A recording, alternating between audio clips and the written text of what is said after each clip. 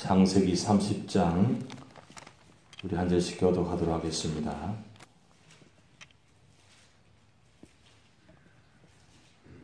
라헬이 자기가 야곱에게서 아들을 낳지 못함을 보고 그의 언니를 시기하여 야곱에게 이르되 내게 자식을 낳게 하라. 그렇지 아니하면 내가 죽겠노라. 야곱이 라헬에게 성을 내어 이르되 그들을 임신하지 못하게 하시는 이는 하나님이시니 내가 하나님을 대신하겠느냐. 라헬이 이르되 내 여종 빌하에게로 들어가라. 그가 아들을 낳아 내 무릎에 두리니 그러면 나도 그로 말미암아 자식을 얻겠노라 하고 그의 시녀를 비하를 남편에게 아내로 주며 야곱이 그에게로 들어갔더니 빌하가 임신하여 야곱에게 아들을 낳은지라. 라헬이 이르되 하나님이 내 억울함을 푸시려고 내 호소를 들으사 내게 아들을 주셨다 하고 이로 말미암아 그의 이름을 단이라 하였으며 라헬의 시녀 빌하가 다시 임신하여 둘째 아들을 야곱에게 낳으며 라헬이 이르되 내가 언니와 크게 경쟁하여 이겼다 하고 그의 이름을 납달리라 하였더라. 레아가 자기의 출산이 멈춤을 보고 그의 시녀 실바를 데려다가 야곱에게 주어 아내로 삼게 하였더니 레아의 시녀 실바가 야곱에게서 아들을 낳으며 레아가 이르되 복되도다 하고 그의 이름을 가시라 하였으며 레아의 시녀 실바가 둘째 아들을 야곱에게 낳으며 레아가 이르되 기쁘도다 모든 딸들이 나를 기쁜 자라 하리로다 하고 그의 이름을 아셀이라 하였더라. 밀 거둘 때에 르우벤이 나가서 들에서 합한 채를 얻어 그의 어머니 레아에게 들었더니 라헬이 레아에게 이르되 언니의 아들의 합한 채를 청구하노라. 레아가 그에게 이르되 내가 내 남편을 빼앗은 것이 작은 일이냐. 그런데 내가 내 아들의 합한 채도 빼앗고자 하느냐. 라헬이 이르되 그러면 언니의 아들의 합한 채 대신에 오늘 밤에 내 남편이 언니와 동침하리라 하니라. 저물 때 야곱이 들에서 돌아오매 레아가 나와서 그를 영접하며 이르되 내게로 들어오라. 내가 내 아들의 합한 채로 당신을 산노라. 그 밤에 야곱이 그와 동침하였더라. 하나님이 레아의 소원을 들으셨으므로 그가 임신하여 다섯째 아들을 야곱에게 낳은지라. 레아가 이르되 내가 내 시녀를 내 남편에게 주었으므로 하나님이 내게 그 값을 주셨다 하고 그의 이름을 이스하엘이라 하였으며 레아가 다시 임신하여 여섯째 아들을 야곱에게 낳은지라. 레아가 이르되 하나님이 내게 후한 선물을 주시도다. 내가 남편에게 여섯 아들을 낳았으니 이제는 그가 나와 함께 살리라 하고 그의 이름을 스불론이라 하였으며 그 후에 그가 딸을 낳고 그의 이름을 디나라 하였더라. 하나님이 라헬을 생각하시니라. 하나님이 그의 소원을 들으시고 그의 태를 이었었으므로 그가 임신하여 아들을 낳고 이르되 하나님이 내 부끄러움을 씻으셨다 하고 그 이름을 요셉이라 하니 여호와는 다시 다른 아들을 내게 더하시기를 원하노라 하였더라. 라헬이 요셉을 낳을 때에 야곱이 라반에게 이르되 나를 보내어 내 고향 나의 땅으로 가게 하시되 내가 외삼촌에게서 일하고 얻은 처자를 내게 주시어 나로 가게 하소서. 내가 외삼촌에게 한 일은 외삼촌이 아시나이다. 라반이 그에게 이르되 여호와께서 너로 말미암아 내게 복 주신 줄을 내가 깨달았노니 내가 나를 사랑스럽게 여기거든 그대로 있으라. 또 이르되 내 품삯을 정하라. 내가 그것을 주리라. 야곱이 그에게 이르되 내가 어떻게 외삼촌을 숨겼는지 어떻게 외삼촌의 가축을 쳤는지 외삼촌이 아시나이다. 내가 오기 전에는 외삼촌의 소유가 적더니 번성하여 때를 이루었으니 내 발이 이르는 곳마다 여호와께서 외삼촌에게 복을 주셨나이다. 그러나 나는 언제나 내 집을 세우리이까. 라반이 이르되 내가 무엇으로 내게 주랴. 야곱이 이르되 외삼촌께서 내게 아무것도 주시지 않아도 나를 위하여 이 일을 행하시면 내가 다시 외삼촌의 양떼를 먹이고 지키리이다. 오늘 내가 외삼촌의 양떼에 두루 다니며 그 양 중에 아롱진 것과 점 있는 것과 검은 것을 가려내며 또 염소 중에 점 있는 것과 아롱진 것을 가려내리니 이 같은 것이 내 품삯이 되리이다. 후일에 외삼촌께서 오셔서 내 품삯을 조사하실 때에 나의 의가 내 대답이 되리이다. 내게 혹시 염소 중 아롱지지 않은 것이나 점이 없는 것이나 양 중에 검지 아니한 것이 있거든 다 도둑질한 것으로 인정하소서. 라반이 이르되 내가 내 말대로 하리라고. 그날에 그가 숫 염소 중 얼룩무늬 있는 것과 점 있는 것을 가리고 암 염소 중 흰 바탕에 아롱진 것과 점 있는 것을 가리고 양 중에 검은 것들을 가려 자기 아들의 손에 맡기고 자기와 야곱의 사이를 사흘 길이 뜨게 하였고 야곱은 라반의 남은 양떼를 치니라. 야곱이 버드나무와 살구나무와 신풍나무의 푸른 가지를 가져다가 그것들의 껍질을 벗겨 흰 무늬를 내고 그 껍질 벗긴 가지를 양떼가 와서 먹는 개천의 물구유에 세워 양떼를 향하게 하며 그 떼가 물을 먹으려 올 때에 새끼를 베니 가지 앞에서 새끼를 뱀으로 얼룩얼룩한 것과 점이 있고 아름진 것을 낳은지라.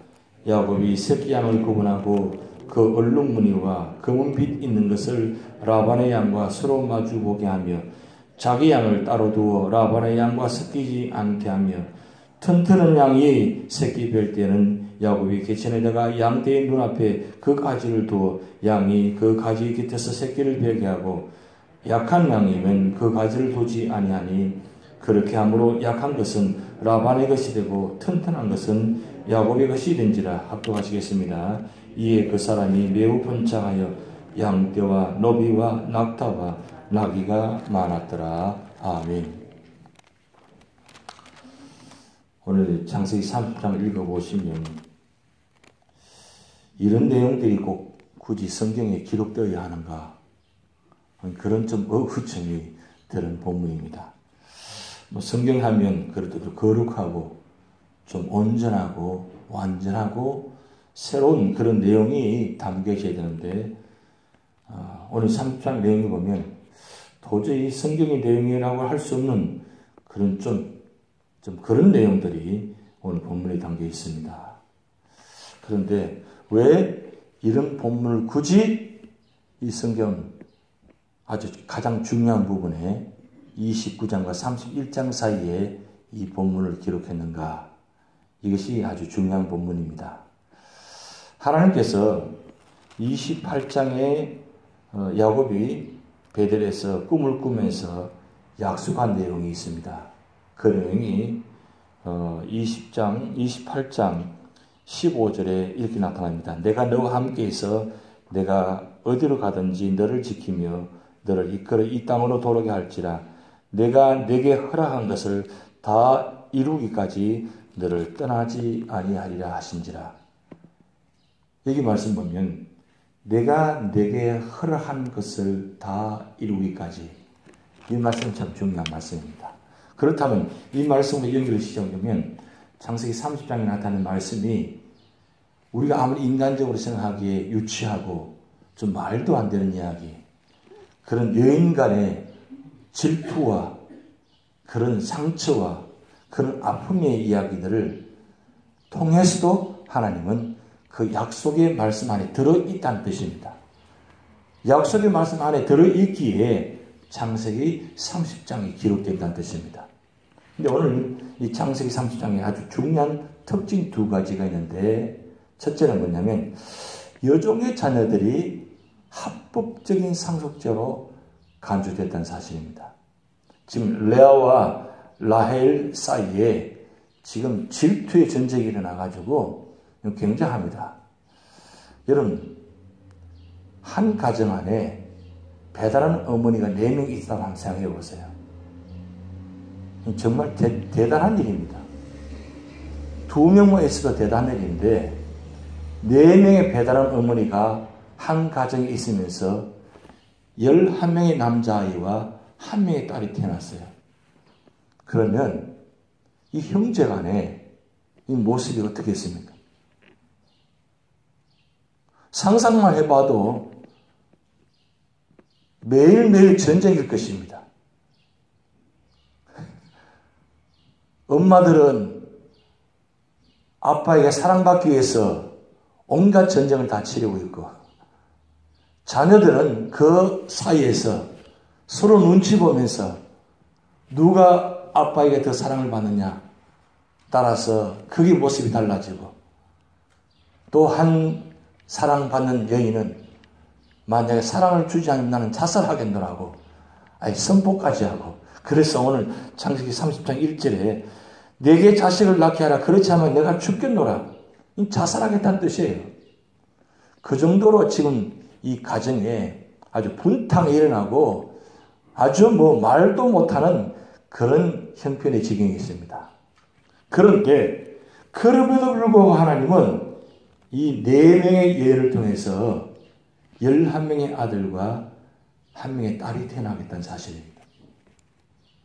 그런데 이 11명의 아들과 그 다음에 딸 1명, 나중에 이제 마지막 로벤이 마지막 나이를 통해서 태어나지만 이 12명의 이 아들이, 그것도 종의 아들, 물론 합법적으로 그 당시에는 이 시종도 합법적으로 주인의 종이기에 합법적으로 자녀가 되는 것이 하나의 특권입니다.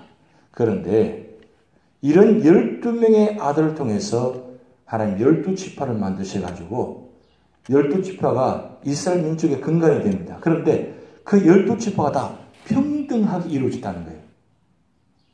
이게 아주 하나님의 놀라운 방법입니다. 그때 그 당시 있을 수 없는 일이에요. 그런데 하나님은 12명의 아들, 다 대단한 아들입니다.